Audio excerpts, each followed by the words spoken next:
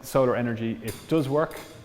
It can work anywhere. It can work in the North Pole. We've even got new solar panels are coming out, and they can even work from moonlight. Where it comes from is this amazing thing called Si. It forms a crystal. Si is sand, second most abundant substance in the world. The first commercial solar that we've had was really used by NASA in the space program. And to give you an idea, the first solar panels that they had there compared to one of these here this is about 99.99% cheaper than the first solar panels. So the levelized cost of solar is just coming down. The thing about solar in the United Kingdom is cost. Let's say you've got like a small little house, you put 10, 15 solar panels up. It might cost you £8,000, and then it might be a payback of like 15 years or 20 years.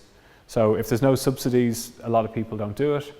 But because the cost of solar is coming down so rapidly, we can now do solar in the United Kingdom without subsidies on like factories or where they need vast amount of energy. This is called grid parity.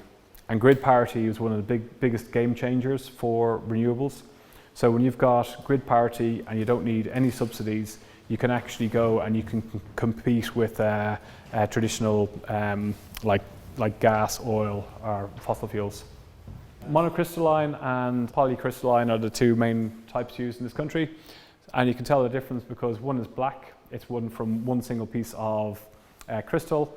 This one up here, blue, is poly, and it's actually made from two different types of crystal and kind of pressed together. The efficiency is pretty similar now, but you're always I prefer going with mono. They look nicer and slightly better efficiency.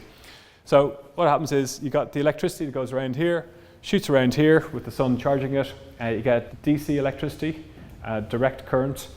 It comes down here. You got a safety switch. It goes into this box called an inverter, and it changes the electricity from DC electricity into AC electricity, and then it comes down into your consumer board, your switchboard, and goes into your house, and you get to use the energy. Quite amazing. You've built your own little mini power plant in your house, and when the sun's shining and you're using your appliances, you can run your whole house on your own energy. In the United Kingdom, we've got about 10 million roofs that are suitable for solar. So in theory, we could be rolling this out to houses. New types of solar is actually flat plated. You get ones that just look like walls. So you can actually get clear solar panels now. That's glass. It actually generates electricity. So they're having all these amazing different new technologies coming out. This is a zero carbon home that we worked on. It's a 10 kilowatt system, 40 solar panels, and we integrate it with an air source heat pump. The walls are like half a meter thick as well, and it runs on underfloor heating. And it powers the swimming pool, the whole house and everything.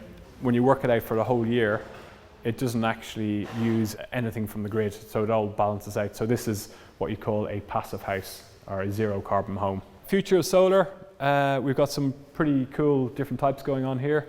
This is a trough.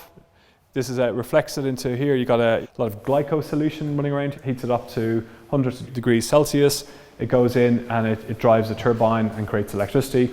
You've got these concentrated solar park plants that are happening now in very sunny places. Spain has been the world leader in concentrated solar power.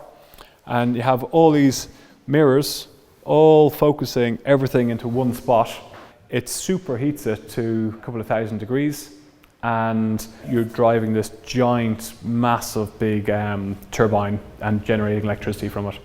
It's way more efficient in places where you get really high solar radiance to build something like this. It's about a 40% efficiency. Also, it stores a lot of the heat, and then afterwards, when the sun goes down, you can use the excess heat to further produce electricity. So it's quite amazing technology. Technology to watch in the future is solar.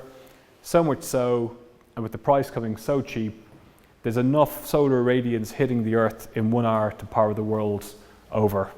All we have to do is harness it, and it's possible.